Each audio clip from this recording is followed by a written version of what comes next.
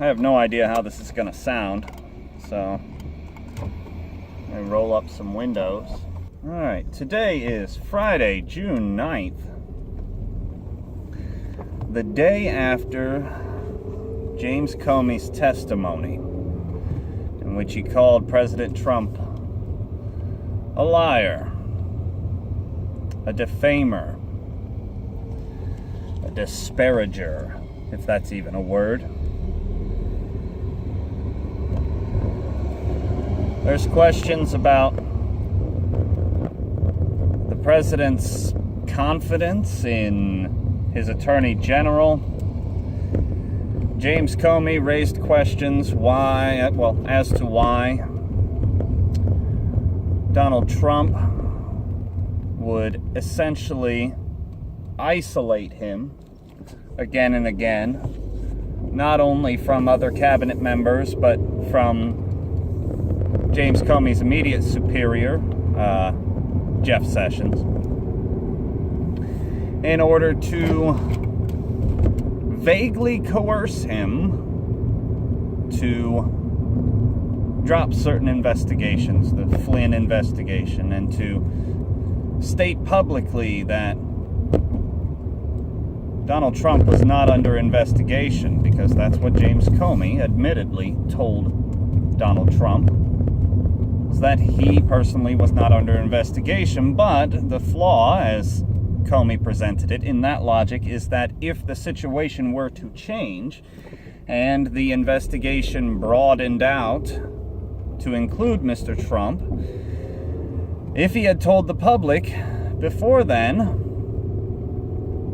that Donald Trump was not under investigation, he would have to go public with the idea, or with the advent, that Donald Trump was now under investigation, and that would look really bad. So, and remember, these are all the words of James Comey, a trusted man in Washington, but still, they're only his words. So, Donald Trump didn't respond directly. He sent his personal lawyer, not any member of the Justice Department, out to defend him. And that man, whose name escapes me, maybe I'll put it on the screen, presented a false timeline regarding James Comey's leaks of his own memos, which that lawyer man called privileged information. But it was not privileged, much less classified. And therefore, I guess it is a leak, but it's not an illegal leak. So, what to make of all that? I don't know. There's a lot more questions to be answered. It seems to me that Robert Mueller has a lot of work ahead of him. Mueller has performed these sorts of investigations before, high-profile investigations, and he tends to take his time. So unless there is some great revelation in the coming weeks or months, nothing will come of this anytime soon. There is the broader question as to what, if anything, could come of it. What would happen if it was found that not Donald Trump, but his campaign, that members of his campaign were working with Russians to undermine the Democratic campaign and therein bolster the Republican campaign?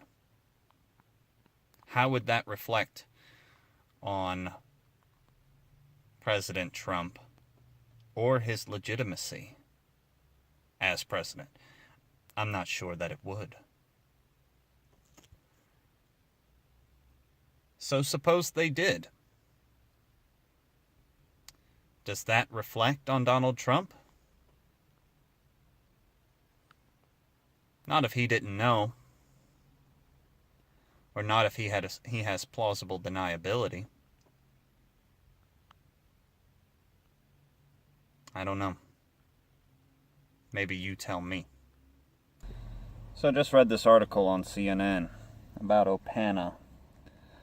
If you're not familiar, there's a terrible opioid epidemic going on in the United States with abuse from drugs like Opana, which is an incredibly powerful opioid.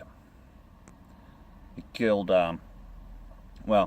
opioids overdose in general killed 33,000 people in the United States in 2015. They're still piling up the 2016 numbers. But the FDA has recommended to the makers of Opana ER, a company called Endo Pharmaceuticals, that the drug be removed from the market because the risks no longer outweigh the benefits in the FDA's estimation. Now, Endo has had trouble with the FDA, and this drug in particular, for years. The FDA approved it in 2006. But in 2012, they changed the formula for the coating of the drug to make it more difficult to crush so that people couldn't snort it. Well, that just resulted in people injecting it, which caused an outbreak of AIDS for the first time in the United States in a long time. In AIDS and hepatitis C in Indiana. Hundreds, more than, I think it was 150 people thereabouts, were infected with HIV. But the way the article read, it's really only a guidance, I guess, from the FDA. I don't know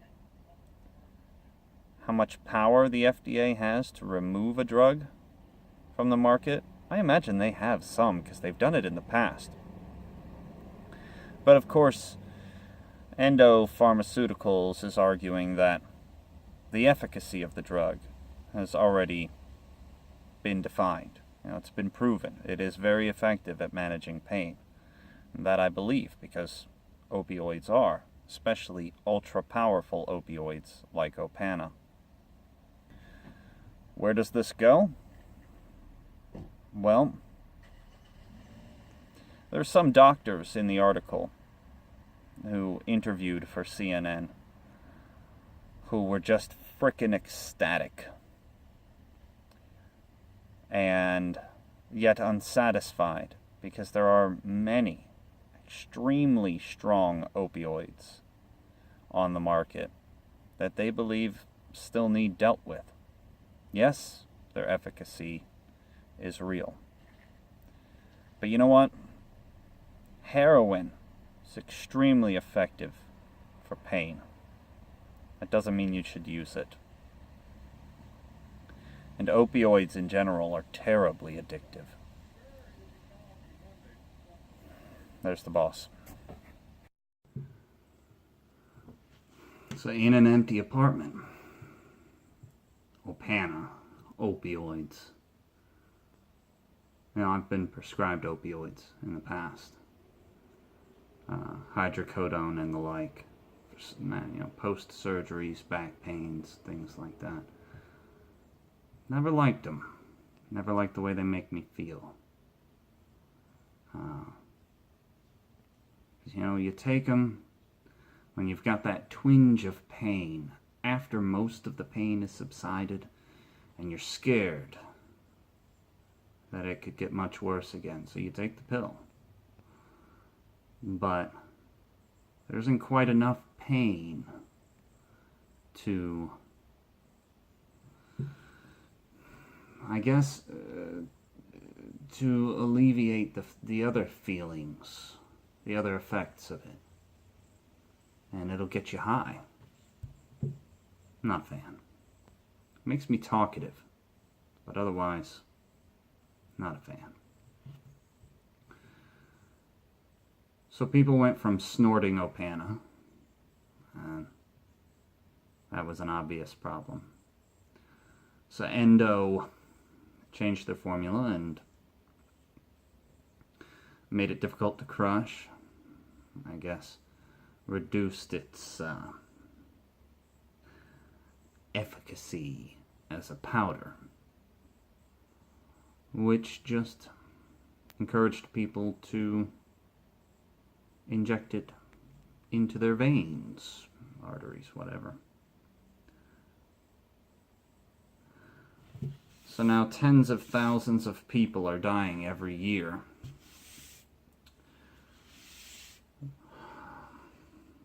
Well, I guess in part because the drugs are on the market, but also because the alternatives, like less addictive things, less addictive, pharmaceutical formulations and marijuana, just aren't available or aren't being prescribed. Prescribed?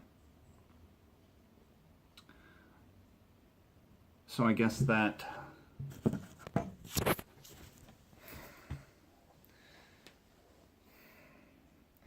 means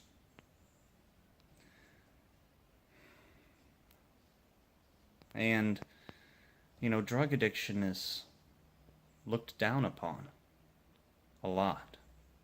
There's a stigma around drug addiction. And people they're often written off because of drug addiction, rather than being given the treatment they need. An opioid addiction is a very difficult thing to fight. I mean, how awful was it in the 80s and 90s when thousands of people were dying of heroin overdoses and opioid, and they were treated like criminals. Now, Opana abusers, which is much stronger than heroin, by the way, are being treated like criminals. What do you expect them to do? I mean, the ones that really want to let it go, they don't want to be addicts. They don't want their lives controlled by any substance, yet that's where they find themselves. Through their own actions, of course, most of the time. Probably the vast majority of the time it's their fault, sure. But simply because it's their fault, because they made a mistake, we shouldn't give them what they need? Think about it. That's a terrible way to treat your neighbors and countrymen.